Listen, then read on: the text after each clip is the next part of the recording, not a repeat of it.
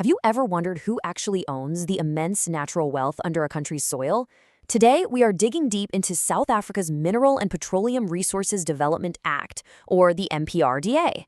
This is the single piece of legislation that governs every diamond, every lump of coal, and every drop of oil in the nation. And honestly, it changed everything. Right at the very heart of this law is this one powerful sentence.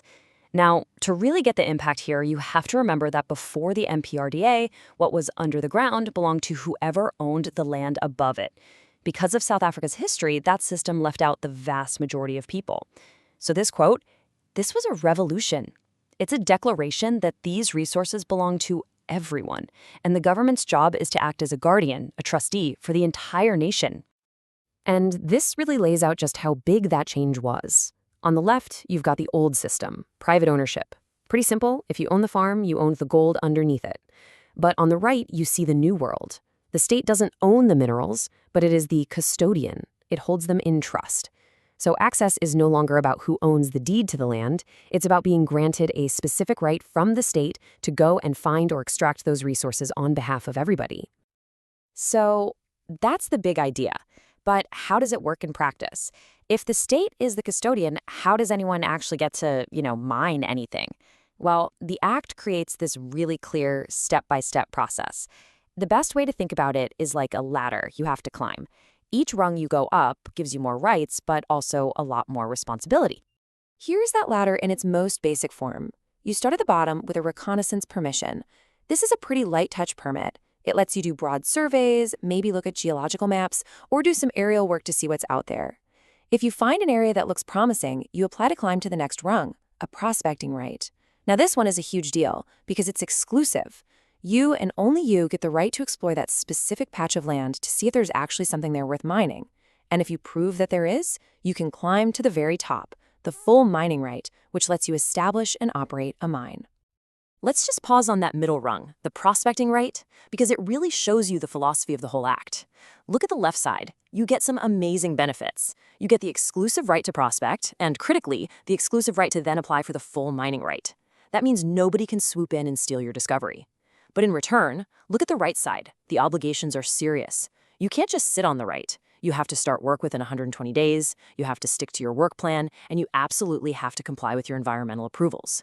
It's a use-it-or-lose-it system, designed to make sure these national resources are actively developed, not just hoarded. And what about when you get to the top of that ladder? Well, a full mining right can be granted for up to 30 years at a time, and it's renewable. And this is so important. Starting a modern mine is an unbelievably expensive long-term project. We're talking billions of dollars. This kind of long-term security is what gives companies the confidence to make those huge investments. Okay, so we've been talking a lot about solid stuff, gold, coal, platinum. But the Act isn't just about minerals. It also sets out a very similar but separate path for the country's oil and gas resources. The basic idea here is pretty much the same. You don't just show up and start drilling. You have to climb a ladder. You apply for an exploration right, and if you're successful and find something, that gives you the exclusive right to then apply for a production right. The main difference is that for oil and gas, this whole process is managed by what the Act calls a designated agency, which is basically a specialized government body that focuses only on that sector. All right, so we've covered how you get the legal right to mine or drill, but here's where the MPRDA gets really ambitious. It demands way more than just technical know-how or deep pockets. It actually bakes a deep social and environmental contract into the very fabric of every single right it grants. This is about earning your social license to operate in the truest sense of the term. This is what's known as the one environmental system. And the most important thing to understand here is that protecting the environment isn't just some box you tick at the end. It's a non-negotiable first step. You literally cannot get a prospecting or mining right without first getting what's called an environmental authorization. It's a system that locks mining law together with the country's main environmental law, NEMA, to enforce every citizen's constitutional right to a healthy environment. And here's the other half of that social contract, the Social and Labor Plan, or SLP.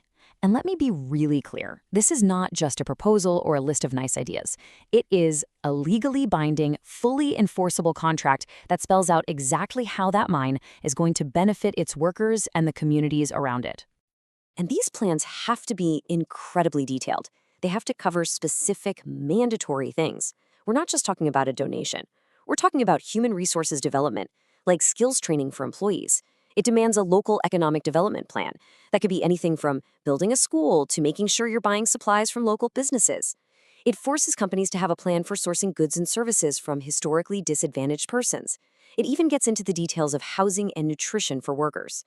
And maybe most importantly, it requires a plan for what happens when the mine eventually closes, to try and soften that economic blow to the community.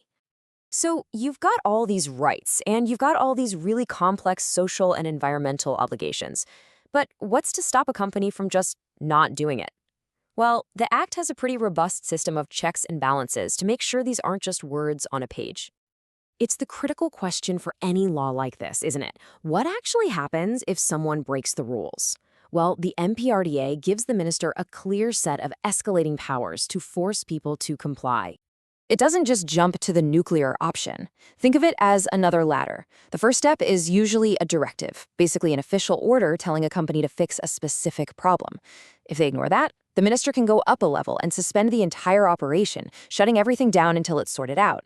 And the ultimate penalty for the most serious or repeated problems is cancellation. The right is taken away completely. The message is crystal clear. The right to mine is a privilege, not a permanent entitlement. And on top of losing your right to operate, there are also actual criminal offenses, and they are no joke.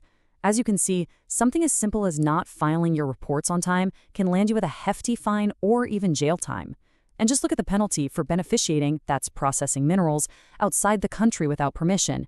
That's a potential fine of R500,000 for every single day it goes on. This law definitely has teeth. So when you step back and look at the whole thing, the MPRDA created this really impressive world-class legal framework. It's designed to manage a nation's resources for the benefit of all its citizens, balancing economic development with social justice and environmental protection. It's an incredibly ambitious vision on paper. The big question, the one that people are still debating today, is a really complex one.